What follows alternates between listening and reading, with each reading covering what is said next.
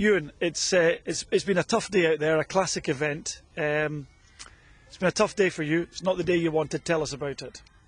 Yeah, the last weekend I thought I had everything organised with the car. It was all ready a week before, and just a case of put my feet up and clean it and do all the little bits and pieces. And then we discovered that we had a problem with the cylinder head leaking water. So there's nothing to do but take the cylinder head off and change the gasket. And having done that, it was no better. And when we looked further into it, the cylinder head had been cracked at some point.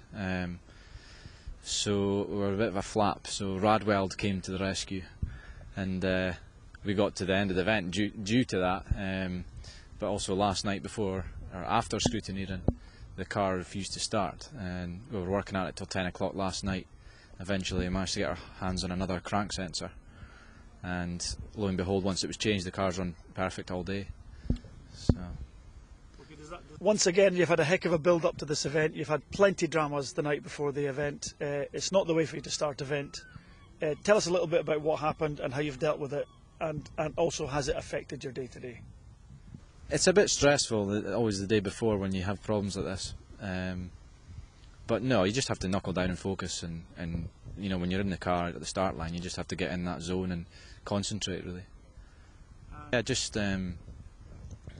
the tyres have been good today. Hancooks have proved well. I mean, I can't believe the resistance to puncture.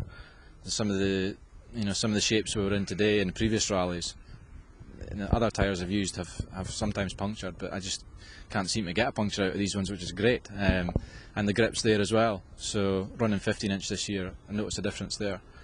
And also thanks to the team sponsors as well, Roy Cowie and AGM Catering for making it all possible this time. It's been a tough day for you today, probably one of your toughest this year. Given everything that's happened, that makes it a very, very tough day. You've struggled with the notes. Tell us about the competition today and how you've dealt with the problems you've had and what you'll do about them for the future.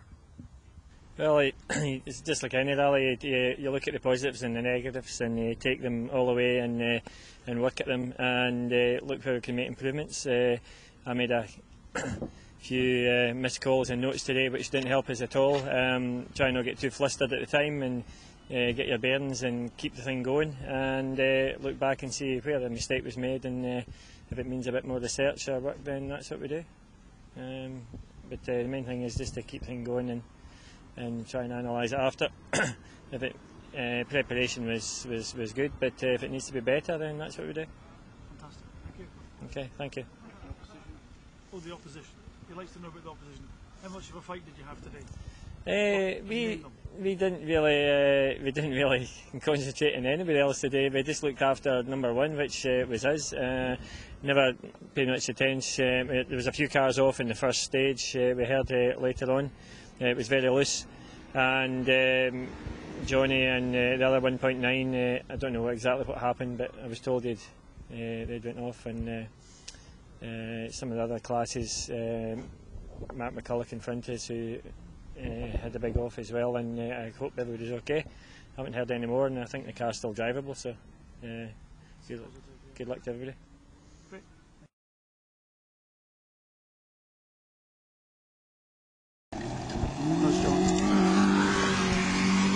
Thank you to Martin at MPH Rally. He's done a brilliant job in the car. It looks fantastic now. Well, hopefully this can say it's improving sort of all around, or any particular area.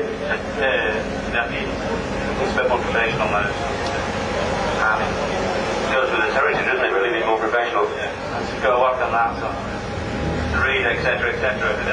Well done, guys. Sure, the door is supposed to do that. Peter, John, you didn't tell us about the door.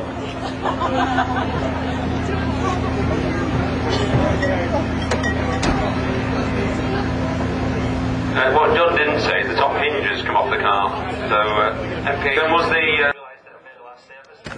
the boys from Mull will still be learning their craft of driving and co-driving in the forests, but the art of opening a bottle of champagne took just one lesson up on the granite, and they have now mastered this, and I'm sure it's a skill that they're going to be called upon to use many, many times in the future.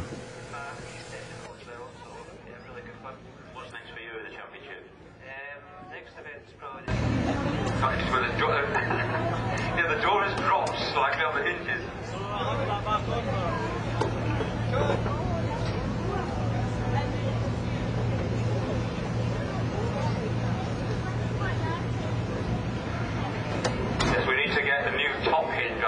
it's been hard fought all day. You've had dramas up and down fire breaks.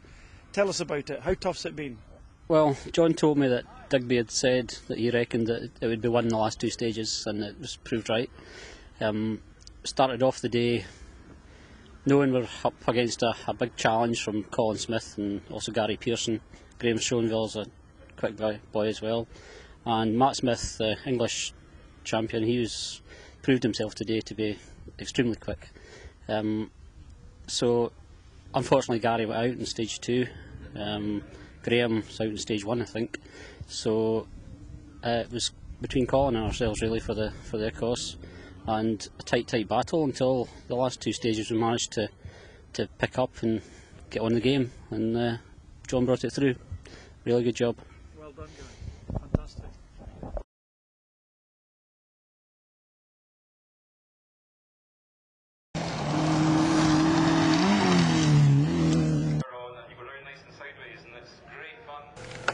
Having Matt Smith and his co-driver Jeff Coles entered the event was a real pleasure for us all.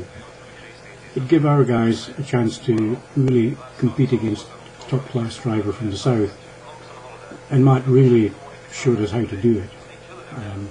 So our parting words were, we look forward to the replay, but hopefully our guys can take the fight a lot more to Matt. Whatever, we wish the guy well because he is a real talented driver.